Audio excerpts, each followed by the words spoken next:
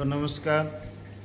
ઘણા બધા વિચારતા હોય કે આપણી જોડે કોઈ ડિગ્રી નથી, તો આપણે શું કરશું? દુનિયાની અંદર ઘણા બધા ઉદ્યોગપતિ છે, જે ઉદ્યોગપતિ દિવસની અંદર 1 કરોડની ઇન્કમ કરે છે, અને જેના જોડે ડિગ્રી છે એ માણસ નોકર બનીને નોકરી કરે છે આજે. તો એવો ન વિચારતા કે આપણી જોડે ડિગ્રી નથી તો આપણે શું કરશું. તમારા માઇન્ડ ઉપર ડિપેન્ડ જાય કે તમે શું કરી શકો છો.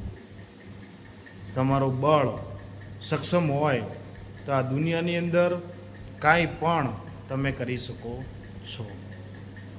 જેવી રીતે સચિન તેંડુલકર જે 10માની અંદર ફેલ થયો હતો, એ માણસ ક્રિકેટની અંદર પોતાનું નામ રોશન કર્યું. તો એવું નથી, તમે કંઈ પણ આઈડિયા લઈ અને આગળ વધી શકો છો. જય હિન્દ.